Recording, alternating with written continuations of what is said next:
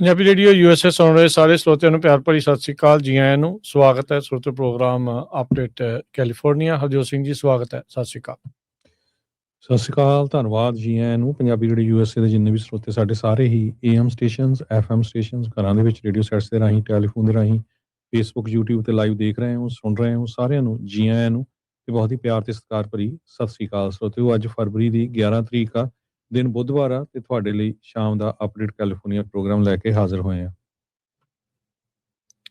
Programme ਨੂੰ sponsor ਕਰਦੇ ਨੇ ਖਾਲਸਾ ਇੰਸ਼ੋਰੈਂਸ ਏਜੰਸੀ, ਜਿਨ੍ਹਾਂ ਦੇ ਕੋਲੋਂ ਹਰ ਤਰੀਕੇ ਦੀ ਇੰਸ਼ੋਰੈਂਸ ਕਰਵਾ ਸਕਦੇ ਹੋ। ਇੰਸ਼ੋਰੈਂਸ ਬਾਰੇ ਪਤਾ ਕਰਨ ਲਈ ਕਾਲ 408-272-2500। ਟਿਰਕੇਣਾ ਇਮੀਗ੍ਰੇਸ਼ਨ ਲਾ ਫਰਮ, US ਇਮੀਗ੍ਰੇਸ਼ਨ ਦਾ ਹੋਵੇ ਕਿਸੇ ਵੀ ਤਰੀਕੇ ਦਾ ਕੰਮ।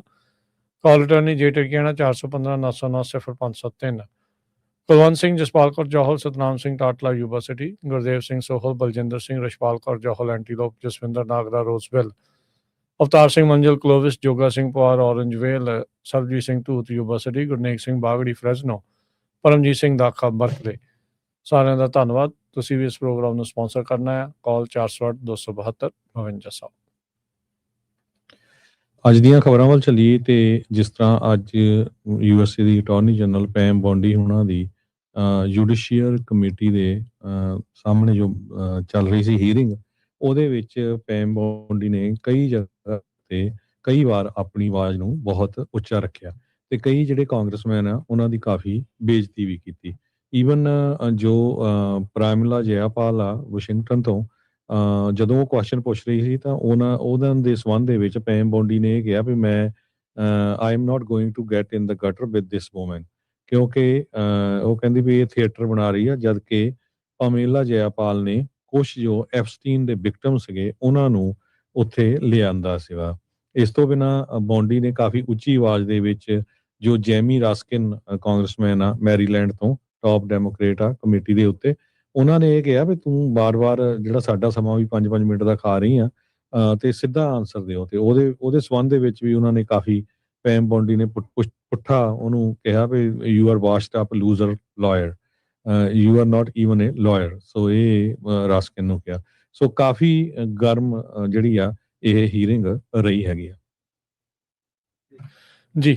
ਅਗਲੀ ਜਿਹੜੀ ਖਬਰ ਕਰਦੇ ਜਾਈਏ, 6 ਜਿਹੜੇ ਹਾਊਸ ਦੇ ਰਿਪਬਲਿਕਨਸ ਆ ਉਹਨਾਂ ਨੇ ਟਰੰਪ ਹੁਣਾਂ ਦੇ ਉਲਟ ਬੇਸਿਕਲੀ ਵੋਟ ਪਾਉਂਦੇ ਹੋਏ ਜਿਹੜੇ ਉਹਨਾਂ ਨੇ ਕੈਨੇਡਾ ਦੇ ਉੱਤੇ ਟੈਰਿਫ ਲਾਏ ਆ ਉਸ ਨੂੰ ਰੱਦ ਕਰ ਦਿੱਤਾ ਹੈਗਾ ਆ। ਸੋ ਹਾਊਸ ਨੇ ਵੋਟ ਕੀਤੀ ਆ ਟਰੰਪ ਹੁਣਾਂ ਦੇ ਜਿਹੜੇ ਕੈਨੇਡਾ ਦੇ ਟੈਰਿਫਸ ਆ ਉਸ ਨੂੰ ਕੈਂਸਲ ਕਰਨ ਦੇ ਲਈ। ਸੋ ਰਿਪਬਲਿਕਨਸ ਜਿਹੜੇ 6 ਆ ਉਹ ਡੈਮੋਕ੍ਰੇਟਾਂ ਦੇ ਨਾਲ ਮਿਲ ਕੇ ਬੇਸਿਕਲੀ ਰਿਪੀਲ ਕਰ ਦੇਣਗੇ ਜੋ ਟਰੰਪ ਹੁਣਾਂ ਨੇ ਟੈਰਿਫ ਲਾਏ ਸੀ ਕੈਨੇਡਾ ਦੇ ਉੱਤੇ। ਕਹਿੰਦੇ ਵੀ ਕਈ ਮਹੀਨਿਆਂ ਤੋਂ ਇਸ ਨੂੰ ਲੈ ਕੇ ਕਾਫੀ ਜ਼ਿਆਦਾ ਅੰਦਰੋਂ ਖਾਤੇ ਜਿਹੜੇ ਆ ਰਿਪਬਲਿਕਨਸ ਵੀ ਗੁੱਥਮ ਗੁੱਥਾ ਜਿਹੜੇ ਉਹ ਹੋ ਰਹੇ ਸੀਗੇ। ਸੋ ਪ੍ਰੈਜ਼ੀਡੈਂਟ ਟਰੰਪ ਦੀ ਜਿਹੜੀ ਟ੍ਰੇਡ ਵਾਰ ਦੇ ਵਿੱਚ ਉਹਨਾਂ ਨੂੰ ਇੱਕ ਹਿਸਾਬ ਦੇ ਨਾਲ ਇਹ ਜਿਹੜਾ ਝਟਕਾ ਆ ਉਹ ਲੱਗਾ ਹੈਗਾ। ਸੋ ਕਹਿੰਦੇ ਵੀ ਬਹੁਤ ਘੱਟ ਦੇਖਿਆ ਗਿਆ ਜਿਸ ਦੇ ਵਿੱਚ GOP ਟਰੰਪ ਹੁਣਾਂ ਦੇ ਉਲਟ ਜਾ ਕੇ ਜਿਹੜੇ ਉਹ ਵੋਟ ਪਾਉਂਦੇ ਜਿਹੜੇ ਉਹ ਹੋਣ। ਹਾਊਸ ਦੇ ਸਪੀਕਰ ਮਾਈਕ ਜੌਨਸਨ ਉਹਨਾਂ ਨੇ ਕਿਹਾ ਵੀ ਪ੍ਰੈਜ਼ੀਡੈਂਟ ਟਰੰਪ ਉਹ ਅਪਸੈਟ ਨਹੀਂ ਹੈਗੇ ਹਾਊਸ ਦੇ ਰਿਪਬਲਿਕਨਸ ਦੇ ਨਾਲ, ਜਿਨ੍ਹਾਂ ਨੇ ਉਹਨਾਂ ਦੇ ਐਗਜ਼ੈਕਟਿਵ ਅਥਾਰਟੀ ਦੇ ਉਲਟ ਵੋਟ ਜਿਹੜੀ ਉਹ ਪਾਈ ਹੈਗੀ ਹੈ। ਕਹਿੰਦੇ ਵੀ ਮੈਂ ਹੁਣੇ ਵਾਈਟ ਹਾਊਸ ਦੇ ਵਿੱਚ ਜਾ ਕੇ ਆਇਆ। ਅਪਸੈਟ ਤਾਂ ਰਾਜਾ ਹੀ ਹੋ ਸਕਦਾ ਆ ਵੀ ਮੇਰੇ ਉਲਟ ਜਿਹੜੀ ਉਹ ਕਿੱਦਾਂ ਕਰ ਸਕਦੇ ਆ। ਸੋ ਇਹਨਾਂ ਦਾ ਆਪਣਾ ਅਖਤਿਆਰ ਹਰ ਇੱਕ ਦਾ ਜਿਹੜਾ ਉਹ ਹੁੰਦਾ ਹੈਗਾ ਆ। ਤੇ ਉਸ ਤੋਂ ਬਾਅਦ ਚ ਸੋਸ਼ਲ ਮੀਡੀਆ ਦੇ ਉੱਤੇ ਟਰੰਪ ਹੁਣਾਂ ਨੇ ਪਾਇਆ ਵੀ ਕਿ ਜਿਹੜਾ ਵੀ ਰਿਪਬਲਿਕਨ ਹਾਊਸ ਦਾ ਸੈਨੇਟ ਦੇ ਵਿੱਚ ਜਿਹੜਾ ਟੈਰਿਫ ਦੇ ਉਲਟ ਵੋਟ ਪਾਊਗਾ ਉਹਨੂੰ ਇਲੈਕਸ਼ਨ ਟਾਈਮ ਦੇ ਉੱਤੇ ਜਿਹੜੇ ਕੰਸੀਕੁਐਂਸਿਸ ਆ, ਨਤੀਜਿਆਂ ਦਾ ਸਾਹਮਣਾ ਜਿਹੜਾ ਉਹ ਕਰਨਾ ਪਊਗਾ, ਚਾਹੇ ਉਹਦੇ ਵਿੱਚ ਪ੍ਰਾਇਮਰੀਜ਼ ਵੀ ਜਿਹੜੇ ਹੋਣ। ਸੋ ਬੇਸਿਕਲੀ ਤਾਨਾਸ਼ਾਹ ਦੇ ਵਾਂਗੂ ਉਹਨਾਂ ਨੇ ਆਪਣੇ ਹੀ ਜਿਹੜੀ ਪਾਰਟੀ ਦੇ ਉਹਨਾਂ ਲੋਕਾਂ ਦੇ ਜਿਨ੍ਹਾਂ ਨੇ ਇਹਨਾਂ ਦੇ ਉਲਟ ਵੋਟ ਪਾਈ ਆ ਉਹਨਾਂ ਨੂੰ ਧਮਕੀ ਜਿਹੜੀ ਉਹ ਦੇ ਦਿੱਤੀ ਆ। 6 ਰਿਪਬਲਿਕਨਸ ਜਿਨ੍ਹਾਂ ਨੇ ਡੈਮੋਕ੍ਰੇਟਾਂ ਦੇ ਨਾਲ ਮਿਲ ਕੇ ਵੋਟ ਪਾਈ ਆ, ਉਹਨਾਂ 'ਚ ਰਿਪਰੈਜ਼ੈਂਟੇਟਿਵ ਥਾਮਸ ਮੈਸੀ ਜਿਹੜੀ ਐਪਸਟੀਨ ਫਾਈਲਸ ਵਾਲਾ, Don Bacon, Kevin Kiley, Jeff Hurd, Brian Fitzpatrick ਤੇ ਡੈਨ ਨਿਊ ਹਾਊਸ ਸ਼ਾਮਲ ਜਿਹੜੇ ਉਹ ਸੀਗੇ।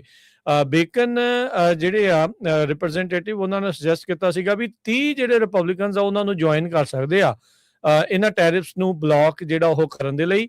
ਪਰ GOP ਦੀ ਲੀਡਰਸ਼ਿਪ ਦੇ ਦਬਾਅ ਹੇਠਾਂ ਬਾਕੀ ਜਿਹੜੇ ਰਿਪਬਲਿਕਨਸ ਆ ਉਹ ਇਵੈਂਚੁਅਲੀ ਟਰੰਪ ਹੁਣਾਂ ਦੇ ਹੱਕ ਦੇ ਵਿੱਚ ਹੀ ਭੁਗਤੇ ਆ। ਪਰ 6 ਜਾਣੇ ਜਿਹੜੇ ਆ ਉਹ ਉਲਟ ਇਹਨਾਂ ਦੇ ਗਏ ਆ ਤੇ ਇਸ ਵੋਟ ਪਾ ਕੇ ਬੇਸਿਕਲੀ ਟਰੰਪ ਹੁਣਾਂ ਦੇ ਟੈਰਿਫ ਆ ਉਹਨਾਂ ਨੂੰ ਕੈਂਸਲ ਕਰ ਦਿੱਤਾ ਆ। ਸੈਨੇਟ ਨੇ ਆਲਰੇਡੀ ਇੱਕ ਇਦਾਂ ਦਾ ਮੈਜਰ ਟਰੰਪ ਹੁਣਾਂ ਦੇ ਟੈਰਿਫ ਨੂੰ ਕੈਂਸਲ ਕਰਨ ਵਾਲਾ ਕੈਨੇਡਾ ਦੇ ਉੱਤੇ ਉਹ ਕਹਿੰਦੇ ਵੀ ਪਾਸ ਜਿਹੜਾ ਉਹ ਕਰ ਦਿੱਤਾ ਸੀਗਾ। ਸੋ ਕਹਿੰਦੇ ਵੀ ਜਿੱਦਾਂ ਬਾਕੀ ਮੈਜਰਸ ਆ ਉਹਨਾਂ ਨੂੰ 60 ਵੋਟਾਂ ਚਾਹੀਦੀਆਂ ਹੁੰਦੀਆਂ ਆ, ਇਹ ਜਿਹੜਾ ਸਿੰਪਲ ਮੈਜੋਰਟੀ ਦੇ ਨਾਲ ਪਾਸ ਹੋ ਗਿਆ ਸੀਗਾ। ਸੋ ਟਰੰਪ ਹੁਣਾਂ ਦੇ ਜਿਹੜੇ ਟੈਰਿਫ ਆ ਉਹ ਹੁਣ ਕੈਨੇਡਾ ਦੇ ਉੱਤੇ ਕੈਂਸਲ ਕਰ ਦਿੱਤੇ ਗਏ ਹੈਗੇ ਆ।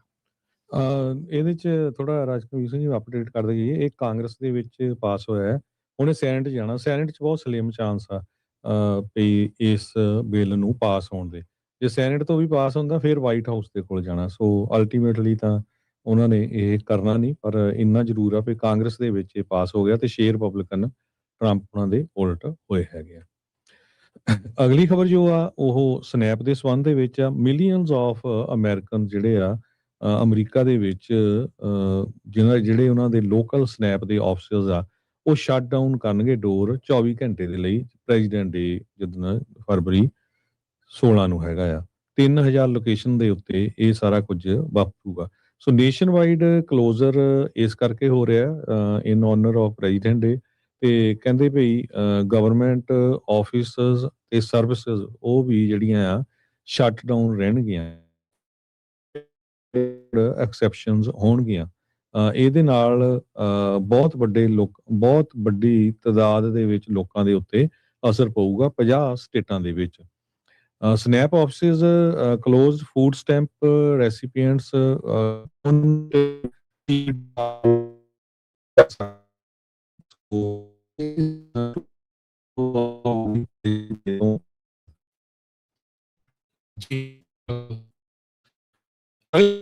ਜਿਹੜੀ ਹਰਜੋਤ ਸਿੰਘ ਜੀ ਗੱਲ ਕਰਦੇ ਜਾਈਏ, ਈਰਾਨ ਨੇ ਜਿਹੜਾ ਉਹ ਕਿਹਾ ਆ ਵੀ ਜਿਹੜੇ ਬੈਲਿਸਟਿਕ ਮਿਜ਼ਾਈਲ ਦਾ ਜਿਹੜਾ ਪ੍ਰੋਗਰਾਮ ਆ ਉਸ ਦੇ ਉੱਤੇ ਗੱਲਬਾਤ ਉਹ ਕਰਦੇ ਰਹਿਣਗੇ। ਕਹਿੰਦੇ ਇਹ ਨਾਨ ਨੈਗੋਸ਼ੀਏਬਲ ਹੈਗਾ ਆ। ਤਹਿਰਾਨ ਤੇ ਵਾਸ਼ਿੰਗਟਨ ਦੇ ਵਿੱਚ ਜਦੋਂ ਆਪਸ ਦੇ ਵਿੱਚ ਗੱਲਬਾਤ ਕਰਨ ਦੀ ਚਰਚਾ ਜਿਹੜੀ ਉਹ ਚੱਲ ਰਹੀ ਹੈਗੀ ਆ।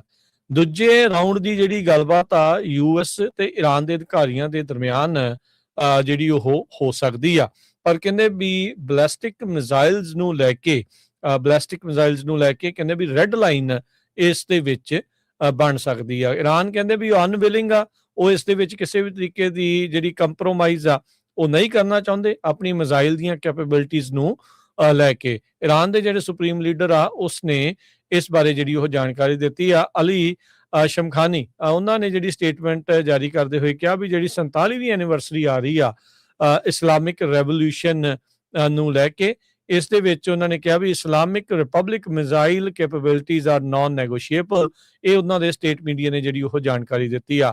ਅਜੇ ਪਿਛਲੇ ਹਫਤੇ US ਤੇ ਈਰਾਨ ਦੇ ਜਿਹੜੇ ਅਧਿਕਾਰੀ ਆ ਉਹ ਓਮਾਨ ਦੇ ਵਿੱਚ ਮੁਲਾਕਾਤ ਕੀਤੀ ਸੀ, ਜਿਸ ਨੂੰ ਦੋਨਾਂ ਧਿਰਾਂ ਨੇ ਚੰਗੀ ਜਿਹੜੀ ਗੱਲਬਾਤ ਆਖਿਆ ਸੀ, ਪਰ ਇਹ ਓਵਰਆਲ ਬ੍ਰੇਕ ਥਰੂ ਲਿਜਾਣ ਤੱਕ ਨਾਕਾਮਯਾਬ ਜਿਹੜੀ ਹੋ ਰਹੀ ਸੀਗੀ। ਸੋ ਨਿਊਕਲੀਅਰ ਇਸ਼ੂਜ਼ ਦੇ ਉੱਤੇ ਫੋਕਸ ਕਰਨ ਦੀ ਜਿਹੜੀ ਐਕਸਕਲੂਸਿਵਲੀ ਗੱਲਬਾਤ ਕਰ ਰਿਹਾ ਆ ਈਰਾਨ। US ਵਾਲੇ ਪੁਸ਼ ਕਰ ਰਹੇ ਆ ਵੀ ਉਹ ਆਪਣੇ ਜਿਹੜੇ ਬਲਿਸਟਿਕ ਮਿਜ਼ਾਈਲ ਪ੍ਰੋਗਰਾਮ ਆ ਉਸ ਨੂੰ ਵੀ ਜਿਹੜਾ ਉਹ ਐਡਰੈਸ ਜਿਹੜਾ ਉਹ ਕਰਨ। ਸੋ ਇਰਾਨ ਇਹ ਕਹਿ ਰਿਹਾ ਵੀ ਭਾਈ ਜੇ ਸਾਡੇ ਕੋਲੋਂ ਤੁਸੀਂ ਮਿਜ਼ਾਈਲਾਂ ਵੀ ਖੋਲ ਗਈਆਂ ਤਾਂ ਇਜ਼ਰਾਈਲ ਕੱਲ ਨੂੰ ਹੀ ਚੜ੍ਹ ਕੇ ਆ ਜਾਊਗਾ ਵੀ ਅਸੀਂ ਉਹਨਾਂ ਦਾ ਸਾਹਮਣਾ ਜਿਹੜਾ ਉਹ ਕਿੱਦਾਂ ਕਰ ਜਿਹੜਾ ਹੋ ਸਕਾਂਗੇ।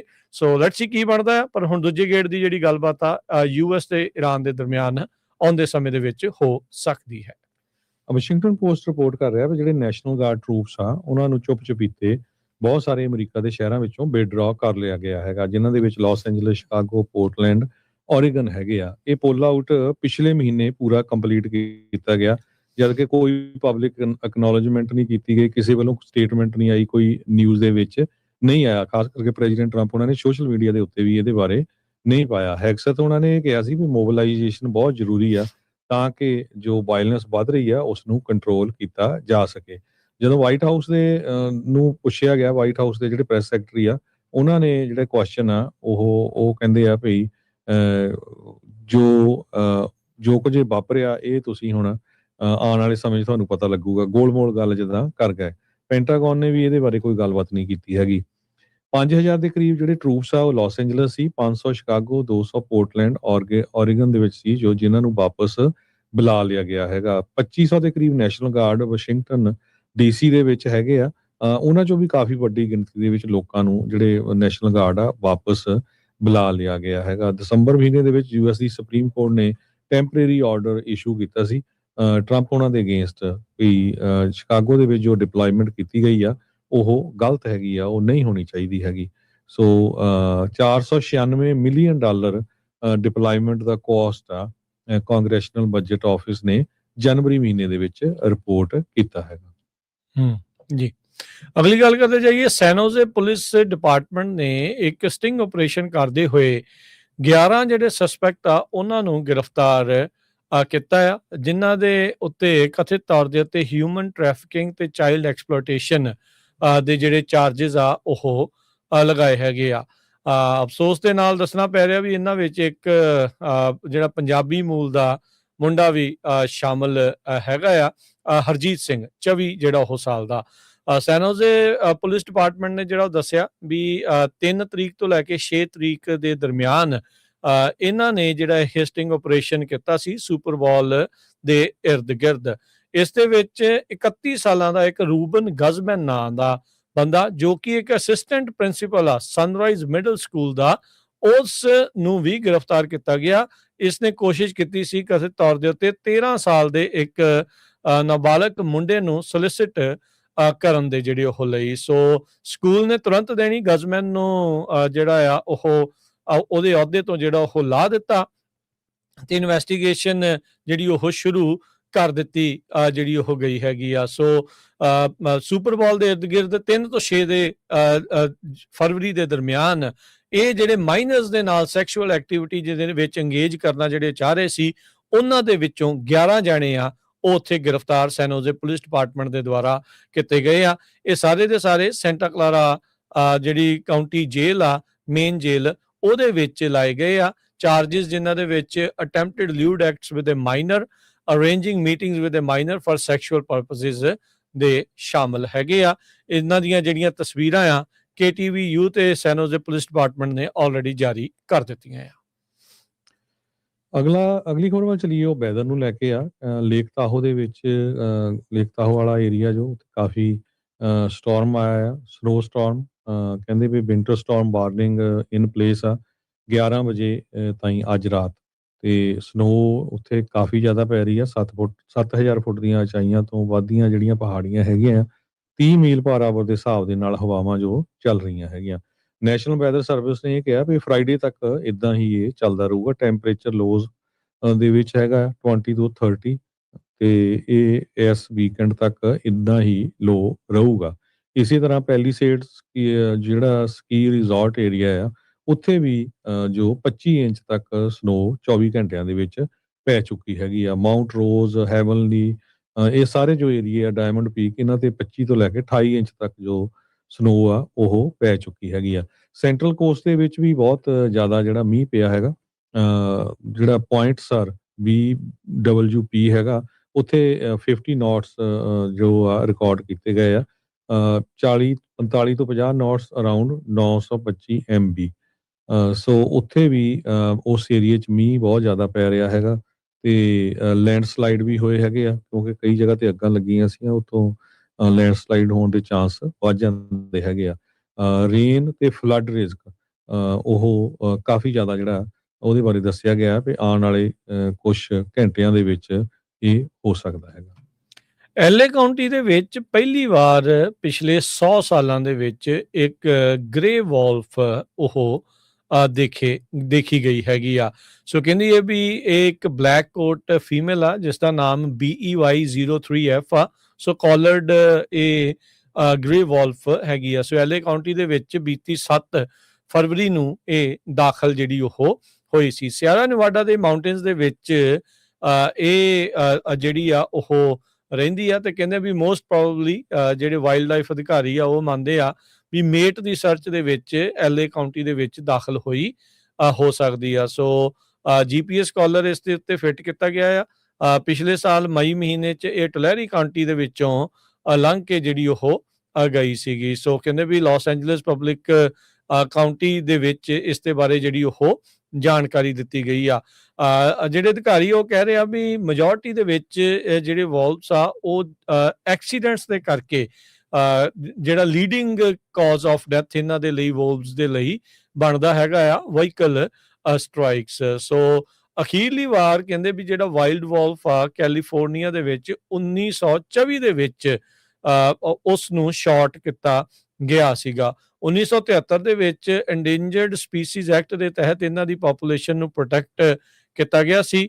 90s ਦੇ ਵਿੱਚ ਯੈਲੋਸਟੋਨ ਨੈਸ਼ਨਲ ਪਾਰਕ ਦੇ ਵਿੱਚ ਇਹਨਾਂ ਨੂੰ ਦੁਬਾਰਾ ਰੀਇੰਟਰੋਡਿਊਸ ਕੀਤਾ ਜਿਹੜਾ ਹੋ ਗਿਆ ਆ। ਸੋ ਕਹਿੰਦੇ ਵੀ ਵੋਲਵ ਇਵੈਂਚੁਅਲੀ ਸਾਰੀਆਂ ਜਿਹੜੀਆਂ ਹੁਣ 48 ਸਟੇਟਸ ਦੇ ਵਿੱਚ ਡਿਸਪਰਸ ਜਿਹੜੇ ਉਹ ਹੋਏ ਨੇ ਤੇ ਵੋਲਫ ਕ੍ਰਾਸਿੰਗ ਕੈਲੀਫੋਰਨੀਆ ਦੇ ਵਿੱਚ ਜਿਹੜੀ ਆ ਉਸ 1920s ਤੋਂ ਬਾਅਦ 2011 ਦੇ ਵਿੱਚ ਫਿਰ ਦਰਜ ਕੀਤੀ ਗਈ ਸੀ। ਤੇ ਜਿਹੜੀ ਕੈਲੀਫੋਰਨੀਆ ਦੀ fish and wildlife department ਆ ਉਹ ਐਸਟੀਮੇਟ ਕਰਦਾ ਆ ਵੀ ਸੂਬੇ ਦੇ ਵਿੱਚ ਤਕਰੀਬਨ 70 ਗ੍ਰੇ ਵੋਲਫ ਹੋ ਸਕਦੇ ਆ, ਜੋ ਕਿ ਪਿਛਲੇ ਸਾਲ ਦੇ ਮੁਕਾਬਲੇ ਆંકੜੇ ਦੇ ਵਿੱਚ ਵਧੇ ਆ। ਪਿਛਲੇ ਸਾਲ ਇਹ ਨੰਬਰ 44 ਅਨੁਮਾਨਿਤ ਕੀਤਾ ਗਿਆ ਸੀ। ਅਮਰੀਕਾ ਦੇ ਵਿੱਚ ਫੋਰਬਸ ਮੈਗਜ਼ੀਨ ਨੇ ਜਿਹੜਾ ਟੌਪ ਦਾ ਇੰਪਲਾਇਰ ਆ, ਬੈਸਟ ਇੰਪਲਾਇਰ, ਉਹ ਡੈਲਟਾ ਡੈਂਟਲ ਆਫ ਕੈਲੀਫੋਰਨੀਆ ਨੂੰ ਸਨ 2026 ਦੇ ਲਈ ਚੁਣਿਆ ਹੈਗਾ। ਕਹਿੰਦੇ ਵੀ ਟੌਪ ਵਰਕਪਲੇਸ ਜਿੱਥੇ ਸਾਰੇ ਵੱਖ-ਵੱਖ ਕੰਟਰੀਆਂ ਦੇ ਵੱਖ-ਵੱਖ ਧਰਮਾਂ ਦੇ ਵੱਖ-ਵੱਖ ਕਲਚਰ ਦੇ ਲੋਕ ਕੰਮ ਕਰਦੇ ਹੈਗੇ। ਬ੍ਰਾਇਨ ਸ਼ਰਮਨ ਜੋ ਐਗਜ਼ੀਕਿਊਟਿਵ ਵਾਈਸ ਪ੍ਰੈਜ਼ੀਡੈਂਟ ਤੇ chief people office delta dental ਤੇ ਹੈਗੇ ਆ ਤੇ ਕਹਿੰਦੇ ਵੀ ਸਾਡੇ ਜਿਹੜੇ EMPLOYEES ਆ ਉਹ ਬਹੁਤ ਡੀਪਲੀ ਕਨੈਕਟਡ ਆ ਤਾਂ ਕਿ ਲੋਕਾਂ ਦੀ ਜਿਹੜੀ ਹੈਲਥ ਆ ਉਹ ਇੰਪਰੂਵ ਹੋ ਸਕੇ, ਉਹਨਾਂ ਦੀ ਵੈਲਬੀਇੰਗ ਵਧੀਆ ਹੋਵੇ ਤੇ ਉਹੀ ਜਿਹੜੀ ਸੈਂਸ ਆਫ ਮਿਸ਼ਨ ਆ ਉਹ ਉਹਨਾਂ ਨੂੰ ਅੱਗੇ ਲੈ ਕੇ ਜਾਂਦੀ ਹੈਗੀ ਆ। ਸੋ 2,17,000 ਦੇ ਕਰੀਬ EMPLOYEES ਜੋ ਆ ਉਹ ਕੰਮ ਕਰਦੇ ਹੈਗੇ ਆ। ਜੀ ਉਹ ਇਸੇ ਤਰੀਕੇ ਨਾਲ ਜਿਹੜੀ ਹਰਜੋਤ ਸਿੰਘ ਜੀ ਕਈ ਕੈਲੀਫੋਰਨੀਆ ਦੀਆਂ ਕੰਪਨੀਆਂ ਇਸ ਲਿਸਟ ਦੇ ਵਿੱਚ ਆਈਆਂ ਆ, ਜਿੱਦਾਂ ਐਨਵੀਡੀਆ, ਸੈਂਟਾ ਕਲਾਰਾ ਦੀ ਉਹ ਨੰਬਰ 1 ਡ੍ਰੀਮ EMPLOYER ਦੇ ਤੌਰ ਦੇ ਉੱਤੇ ਜਿਹੜੀ ਉਹ ਆਈ ਆ ਕਿਉਂਕਿ ਮਨੀ ਬਹੁਤ ਬਣਦੀ ਉਹਦੇ ਵਿੱਚ। ਸਟਰ ਹੈਲਥ ਜਿਹੜੀ ਆ ਬੈਸਟ ਲਾਰਜ EMPLOYERS 2026 ਦੇ ਵਿੱਚ ਆਈ ਹੈ ਟੌਪ ਹੈਲਥ ਕੇਅਰ EMPLOYERS ਦੇ ਮਾਮਲੇ ਦੇ ਵਿੱਚ। ਅਲਾਇੰਟ ਇੰਸ਼ੋਰੈਂਸ ਸਰਵਿਸਿਜ਼ ਅਰਵਾਈਨ ਦੀ ਇਹ ਬੈਸਟ ਲਾਰਜ EMPLOYERS ਦੇ ਇਹ ਵੀ ਲਿਸਟ ਦੇ ਵਿੱਚ ਆ। ਇਨ ਐਂਡ ਆਊਟ ਬਰਗਰ ਜਿਹੜੇ ਆ ਉਹ ਟੌਪ EMPLOYER ਕੈਲੀਫੋਰਨੀਆ ਦੇ ਵਿੱਚ 2026 ਦੇ ਵਿੱਚ ਦੇਖੇ ਜਿਹੜੇ ਉਹ ਗਏ ਆ। ਸੋ ਬਿਲਕੁਲ ਕੈਲੀਫੋਰਨੀਆ ਦੇ ਅਜੇ ਵੀ ਜਿਹੜੇ ਬਹੁਤ ਸਾਰੇ ਜਿਹੜੇ EMPLOYERS ਆ ਉਹ ਫੋਰਬਸ ਦੀ ਇਹਨਾਂ ਲਿਸਟ ਦੇ ਵਿੱਚ ਸ਼ਿੰਗਾਰ ਬਣੇ ਹੈਗੇ ਆ। ਤੇ ਆਪਾਂ ਕਰੰਸੀ ਦੀ ਗੱਲ ਕਰਦੇ ਜਾਈਏ, $1 ਦੇ ਬਰਾਬਰ ਕੈਨੇਡਾ ਦੇ $1 ਤੇ 36 ਸੈਂਟ ਰਹੇ ਆ, ਇੰਡੀਆ ਦੇ 90 ਰੁਪਏ ਤੇ 74 ਪੈਸੇ, ਪਾਕਿਸਤਾਨ ਦੇ 278 ਰੁਪਏ ਤੇ 30 ਪੈਸੇ। ਡਾਓ ਜੋਨ ਅੱਜ 67 ਪੁਆਇੰਟ ਘਟ ਕੇ 50,100 ਤੇ 21 ਤੇ ਬੰਦ ਹੋਇਆ। S&P ਬਰਾਬਰ ਰਿਹਾ 6941 ਤੇ। ਨੈਸਡੈਕ 36 ਪੁਆਇੰਟ ਘਟ ਕੇ 23,066 ਦੇ ਉੱਤੇ। ਸੋਨੇ ਦਾ ਭਾਅ $5,077 ਪ੍ਰਤੀ ਟਰੋਏ ਆਉਂਸ। ਕੱਚੇ ਤੇਲ ਦੀ ਕੀਮਤ $65 ਪ੍ਰਤੀ barrel. 10-year yield 4.18%। Crypto currency Bitcoin 67,644, ਇਥੀਰੀਅਮ 1900 ਤੇ $62 ਦੇ ਬਰਾਬਰ ਚੱਲ ਰਿਹਾ ਹੈ। ਇੱਕ ਵਾਰੀ ਫੇਰ ਜਾਂਦੇ ਜਾਂਦੇ ਦੱਸਦੇ ਜਾਈਏ ਹੁਣ ਆਪਣੇ ਇਸ ਪ੍ਰੋਗਰਾਮ ਤੋਂ ਬਾਅਦ ਰਹਿਰਾ ਸਾਹਿਬ ਤੇ ਉਸ ਤੋਂ ਬਾਅਦ ਭਾਈ ਅਮਰੀਕ ਸਿੰਘ ਜੀ ਚੰਡੀਗੜ੍ਹ ਜੋ ਮਿਲ ਪੀਟਰਸ ਸ਼੍ਰੀ ਗੁਰੂ ਸਿੰਘ ਸਭਾ ਗੁਰਦੁਆਰਾ ਸਾਹਿਬ ਹੈਗਾ ਉੱਥੇ ਕਥਾ ਕਰਦੇ ਆ ਤੇ ਜਿਹੜੇ ਬੇਰੀਏ ਦੀਆਂ ਸੰਗਤਾਂ ਉਹਨਾਂ ਨੂੰ ਬੇਨਤੀ ਆ ਵੀ ਵੱਧ ਤੋਂ ਵੱਧ ਗੁਰੂ ਘਰ ਜਾ ਕੇ ਉਹਨਾਂ ਦੀ ਕਥਾ ਸੁਣੋ, ਸਰਵਣ ਕਰੋ ਵਿਚਾਰ। ਤੇ ਜਿਹੜੇ ਦੂਰ ਦਰਾਡੇ ਹੈਗੇ ਆ ਉਹ ਪੰਜਾਬੀ ਰੇਡੀਓ USA ਦੇ ਸਾਰੇ ਹੀ ਸਟੇਸ਼ਨਸ ਜਿਹੜੇ ਆ ਸਾਡੇ 15 ਦੇ 15 ਸਟੇਸ਼ਨਸ ਬੇਕਰਸਫੀਲਡ ਤੋਂ ਲੈ ਕੇ ਯੂਬਾ ਸਿਟੀ ਤਾਈਂ, ਪਲੱਸ ਸਾਡੀ ਆਨਲਾਈਨ ਐਪ ਜ਼ਰੂਰ ਡਾਊਨਲੋਡ ਕਰੋ ਪੰਜਾਬੀ ਰੇਡੀਓ USA ਦੀ। ਜਿੱਥੇ ਕਿਤੇ ਵੀ ਦੁਨੀਆ 'ਚ ਹੈਗੇ ਆ ਤੁਸੀਂ ਉਹ ਕਥਾ ਨੂੰ ਸਰਵਣ ਕਰ ਸਕਦੇ ਹੋ। 6:30 ਤੋਂ ਲੈ ਕੇ 7:30 ਪੌਣੇ 8 ਤੱਕ ਜੋ ਕਥਾ ਆ ਉਹਨਾਂ ਦੀ ਹੁੰਦੀ ਹੈਗੀ। ਜੀ ਹੁਣ ਲੈਂਦੇ ਹਾਂ ਜੀ ਇਜਾਜ਼ਤ। ਸਭ ਨੇ ਪਿਆਰ ਭਰੀ ਸਤਿ ਸ਼੍ਰੀ ਅਕਾਲ। ਸਤਿ ਸ੍ਰੀ ਅਕਾਲ।